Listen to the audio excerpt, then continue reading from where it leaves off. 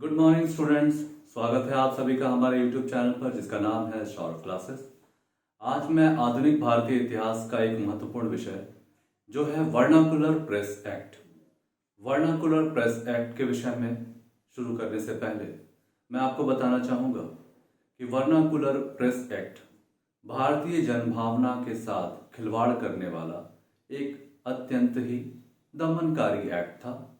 इसके माध्यम से लॉर्ड लिटन ने भारतीय प्रेस को प्रतिबंधित करने का प्रयास किया ताकि भारत में जो विभिन्न भाषी के लोग रहते हैं उनके द्वारा जो विभिन्न भाषाओं में पत्र पत्रिकाएं निकाली जाती थीं, उन्हीं पत्र पत्रिकाओं को प्रतिबंधित करने की साजिश लॉर्ड लिटन के द्वारा की गई और उन्होंने भारतीय प्रेस एक्ट अर्थात वर्नाकुलर प्रेस एक्ट 1878 को पारित किया।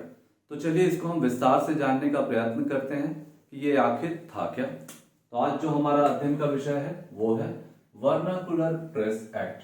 ठीक है, तो सबसे पहले हम कुछ पॉइंट्स को देखेंगे। पहला पॉइंट है हमारा कि इसके प्रणेता जो थे उनका नाम था लॉर्ड लिटन।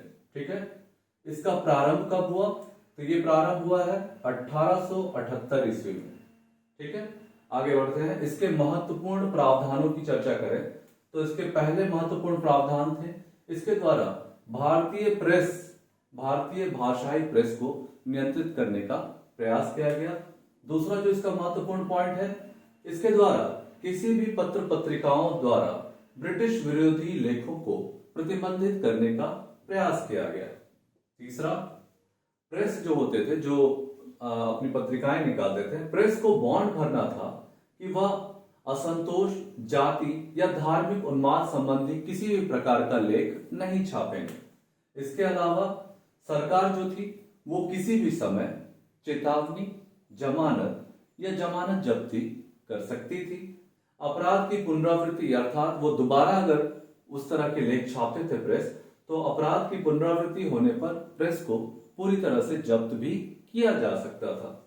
इसके अलावा अगर हम पांचवें पॉइंट की बात करें तो मैजिस्ट्रेट होते थे जो प्रेस से संबंधित किसी विषय पर सजा देते थे या कोई प्रावधान लागू करते थे, तो मैजिस्ट्रेट की आज्ञा के विरुद्ध किसी भी न्यायालय में अपील नहीं की जा सकती थी।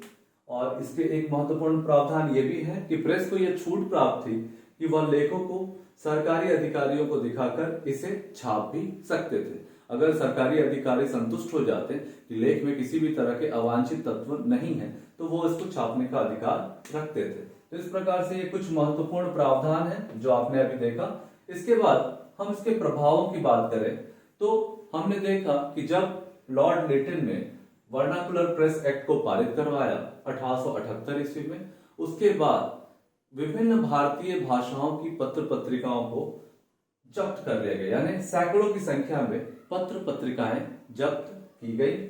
उसके अलावा हम देखते हैं कि बंकिम चंद्र चट्टोपाध्याय की आनंद मठ की जो प्रतियां थी उनको जलवाया गया।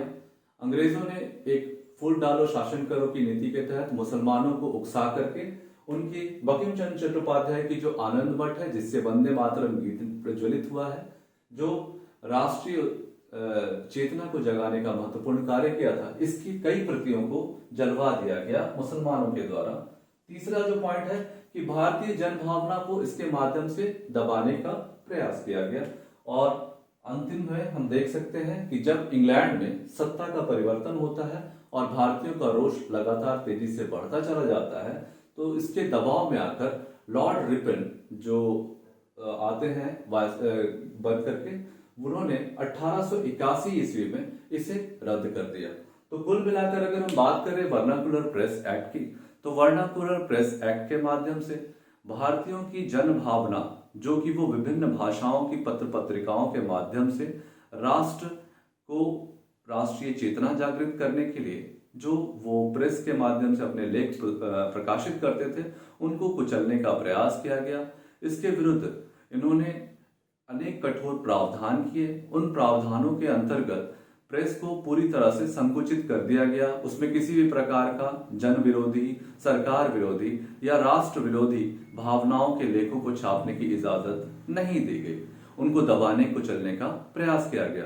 जैसा कि आप सभी को पता है, प्रेस जो होता है वो जन भावनाओं को प्रदर्शित करने का एक महत्वपूर्ण एवं सशक्त माध्यम होता है। परंतु जब इस तरह की कार्य लॉर्ड लिटन के द्वारा किया गया तो यह कुछ ही समय तक प्रभावी रह सका, क्योंकि इसकी आलोचना सर्वत्र की गई। भारत के साथ साथ इंग्लैंड में भी इसकी आलोचना हुई और इस कारण उठते हुए रोष को दबाने के लिए अंततः 1881 ईस्वी को इसका अंत कर दिया गया। अर्थात मात्र 3 वर्षों तक ही यह प्रेस एक्ट लागू रहा। तो इस प्रेस एक्ट को कुचल करके इसके माध्यम से जनता की भावनाओं को कुचलने का प्रयास हम देख सकते हैं किया गया आधुनिक भारत के दौरान, ब्रिटिश शासनकाल के दौरान लॉर्ड लिटन के द्वारा।